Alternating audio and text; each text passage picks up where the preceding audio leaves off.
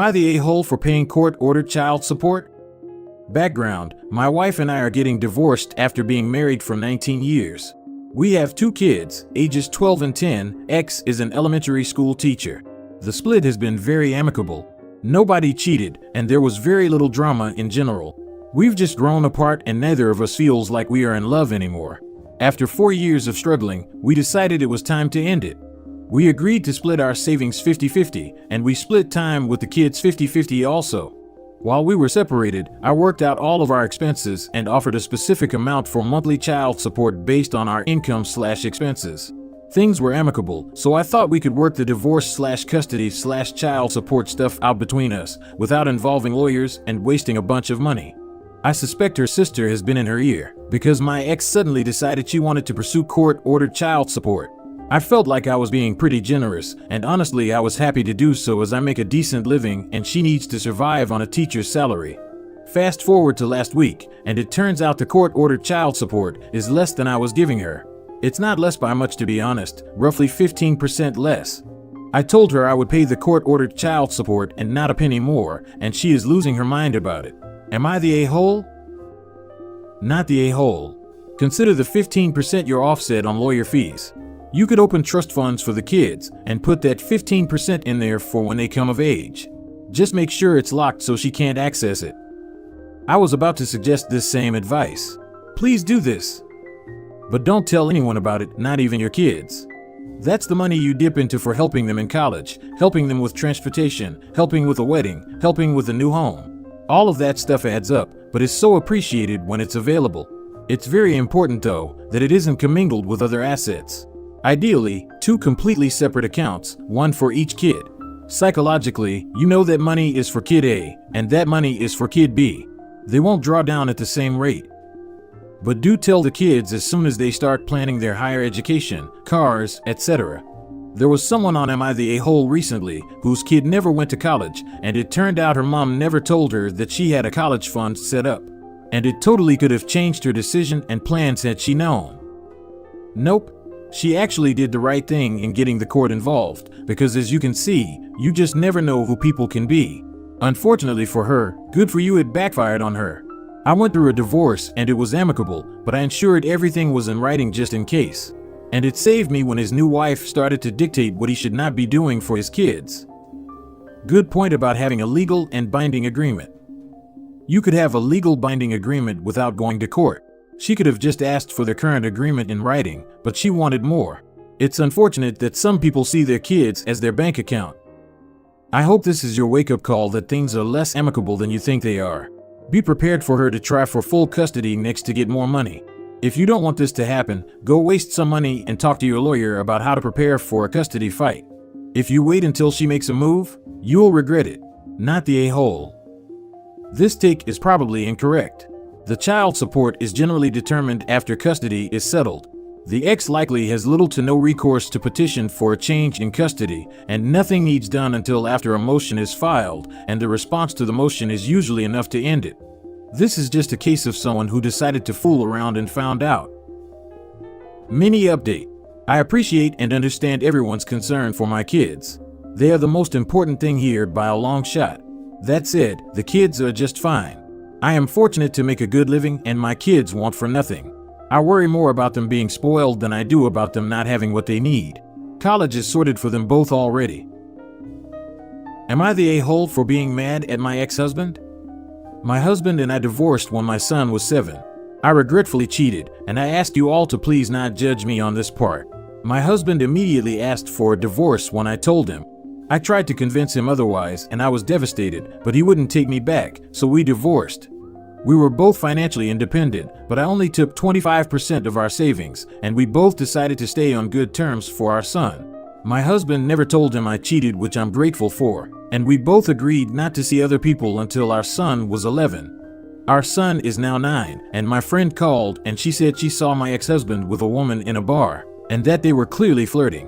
So when my husband came to pick up our son, I told him how upset I was. He said he's not seeing anyone, he's just hooking up and having casual hookups, and that he has an FWB. He said that he's human and needs intimacy. I told him that FWB counts as seeing someone, but he disagreed. And I lost it and yelled at him. He said that didn't even make sense that we don't see other people. My reason was because I didn't want anyone replacing us. I didn't want him to get remarried right away and for my son to be more attached to her. And I didn't want my son to be more attached to another man, so that's why I stayed away from being with anyone after the divorce and decided to wait. But my husband said he understood that, but being intimate with other people doesn't count. Why in the world did you cheat? You clearly still love him. I just don't understand these things. I would never cheat and I had opportunities, but put my family above it. It was a mistake that I regret, and I don't have any justification for, and I do still love him. But I also think I deserve some respect from him as the mother of his child. You can't have intimacy, screams the woman who cheated. You're the a-hole. I cheated. Please don't judge me on that. Then goes on to judge ex-husband who is not cheating. Apparently, she doesn't own a mirror. Vampires can't see their reflections. Hot damn. I'm listening to some stuff on monsters and folklore, and I had never thought of the lack of a reflection as, well, lack of self-reflection. You're the a-hole. Okay, a few things to start off. You called him your husband a few times in this post, but he's not your husband anymore. You two aren't getting back together. Secondly, you asked people not to judge you for cheating on your ex-husband, which is ridiculous because you are the reason your marriage ended. And now you are mad he's moving on 2 years later and having casual meetups? Also, why is it okay for you to do it with another man with a wedding band on your finger and a child at home? But your ex does it on his own time, divorced from you, and not neglecting his child. And suddenly you want him trashed on the internet? Grow up. You still haven't taken responsibility for your actions and realize you don't control him anymore. Amen to all this. Not to mention, who thinks it is remotely reasonable to be able to control the romantic life of an ex? Regardless of the fact that she betrayed him and he owes her nothing. My man dodged a fatal bullet here. Absolutely, she wants to get back together with him, as she said in another comment, but where was the thought of that while she was having an affair with another man? Well, that was before the other man bounced. I remember my first love. She asked what would happen if she cheated, and I blinked once and said if that ever happened then I would leave. I asked her the same, and she said she would most likely just get revenge and try and stay together. This was the first red flag that my ignorant self did not notice till it was too late. Several months later, she sat me down to tell me that she cheated on me and still wanted to stay together, and that I could go and sleep with one of her friends to make it up. I ended up leaving that very minute, but it got crazy. Like she would blow up my phone, show up at my house and work. Eventually she stopped, but WTF. Mini update. After being torn to shreds and getting called the worst names imaginable, I understand how unfair to my ex-husband I was. I still love him, which will take a while to get over. As some of you suggested, I'll look into therapy. I will have long talk with my ex-husband, and I'll let him know the door for us is still open, but I won't force him. You guys were very unfiltered, but I deserved it. Am I the a-hole for making my stepkids homeless? My soon-to-be ex-husband and I met 3 years ago. We married less than a year ago. He always had partial custody, but recently his ex went to prison, and she isn't getting out anytime soon. That switched us to full custody. I was fine with it, I kind of had to be. I always liked his 3 kids, but he's always had to do more of the parenting. Like 75%. It just worked out for the best that way, based off what the kids wanted and what I wanted. Example, his youngest doesn't like me doing her nighttime routine, and I don't like doing it either, so he does it. He started getting overwhelmed and stressed. He never really wanted to be a parent to begin with, so he wasn't treating me that well. He would lash out at me after having a bad day. We had a big blow-up fight, and he left to stay with his brother and took the kids. I told him I'd move their stuff into a storage unit, and I'd leave the key to it in a mailbox, and he agreed. I moved their stuff out and changed the locks, and I've been in talks with a lawyer, who approved of everything so far. My brother-in-law's wife decided that my soon-to-be ex-husband and stepkids need to leave their house. She says they're too messy and loud, and they upset their family's routine. Soon-to-be ex was not anticipating that, as his brother had always backed him up before. They have no other family and nowhere else to go. I feel bad for the kids, but I feel like this isn't my fault. And if anyone should feel obligated to house them, it should be their actual family. He's trying to guilt me, saying we both made mistakes and should put everything behind us. But honestly, I'm realizing I'm happier without him. My house is spotless for the first time in years, and I can make whatever I want for dinner without worrying if the kids will eat it. Am I the a-hole for not letting them come back? He never wanted to be a dad, but has 2 kids. Is he stupid? I'll bet you brother-in-law's wife wound up being the mom to his kids too. And both brother-in-law and your soon-to-be ex are surprised that she's no longer supporting him. Yeah, imagine having to be mom to 3 extra kids. He's been horrible to you because he's trying to get you to take more off his load. Let him back and be prepared to shoulder most of the child rearing. Not the a-hole for not letting them come back. And you're not making them homeless, your brother-in-law is. Yeah, he's been pushing the kids off on her. She texted me to complain and begged me to take them back. He basically told her, I'm too depressed to be a good dad right now. You're already taking care of your kids. Adding in my kids isn't that big of a deal. It's never a big deal with it's someone else's effort. It's too tough for him to handle 2 kids, but super easy, barely an inconvenience for sister-in-law to handle 4 of them. Don't let him back in. He needs to do what he needs to do as a parent to put them in a stable living situation. He isn't the first person to be homeless with children and won't be the last. He will be fine. You might not be the sweetest person on earth, but I also don't think you're obligated to be super attached to his kids. I don't think you're an a-hole for letting him leave and take them with him. And you're definitely not the a-hole for not letting him change his mind when it gets tough. If you're happier now, you'll only resent his children if he were to move back. And I don't think your relationship would recover from that either. Probably for the best that you've gone your separate ways, and probably for the better that you don't just let him come back when it didn't go his way. Why isn't she the sweetest? What should she do? I hate it when people get in horrible situations where they have only themselves to blame, and then everyone else is an a-hole for not changing their lives to clean up their mess. Am I the a-hole for leaving my wife and kids? I'm sure the title will lead most to say yes, but I feel right in my reasons to leave. This happened years ago. I married the wrong woman. My ex is internally a very angry person and wanted to be very controlling, usually in varying dramatic ways, and eventually years of this caused our divorce. Together we had 3 boys, 3 and 4 years apart. My eldest was 9 when the divorce happened. My ex took them to her parents' house, a 20-minute drive from our house that I had built myself 10 years prior. She burned my house down not long after while I was at work. No one was hurt and I have no real proof it was her, so nothing really came of it. The fire was suspicious, but it was in the days before doorbell cameras.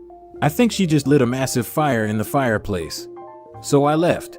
I had a job that was very specialized, high in demand generally everywhere. And back then you could get a job with a smile and a handshake. First I went to a major city in Canada that starts with T, saved cash for about a year, and then moved to a small town about 2,500 kilometers from home. In this small town I kept the same job, ended up meeting another woman, and we had 1 child together. She and I are still married. My kids from my previous marriage would come to stay with us for summers during school break. I thought they enjoyed the summers. They built go-karts and raced them 1 year. We were always camping, etc. My eldest dropped out of high school at home, and my younger 2 from the previous marriage eventually moved in with us for their last years of high school. They grew up, they've had children. I now have 10 grandchildren and they're starting to grow up too. I'm dying. Good days and bad, but the good are quickly getting rarer.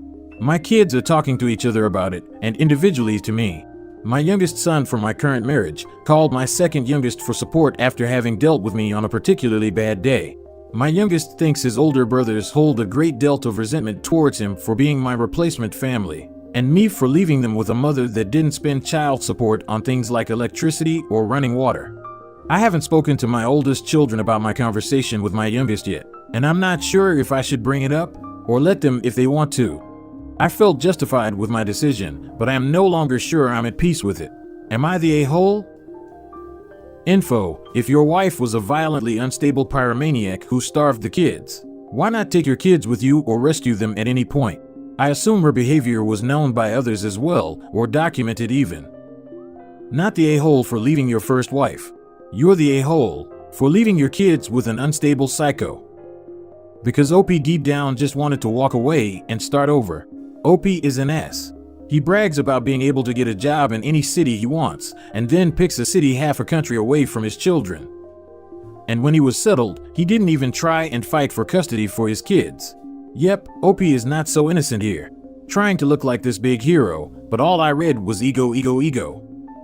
Opie sounds like my dad, and now my dad is alone and constantly trying to start over with new people instead of just changing his ways. Ever think your oldest dropped out of school because he was living with an unstable parent? And heartbroken that the only decent parent he had abandoned him and his younger brothers with what sounds like a psychopath. He most likely had serious mental health issues. That's the reason he still resents you and doesn't want to speak to you. I can't imagine moving 2,500 kilometers away from my kids. I would lose my mind. My ex is a nut job that was extremely mentally and physically harming to me. Not the kids physically, mentally, but not on purpose like with me. But that's exactly the reason I could never leave them alone with her with no safe space if they ever needed to get away from her. So yeah, you're the a-hole. Try to apologize to your kids before you pass, for them and yourself. What would be the point? The fact that he has to ask Reddit if he was the a-hole shows that there is enough of him that doesn't think he is. And the kids will feel that. It would be half-hearted. Just my opinion.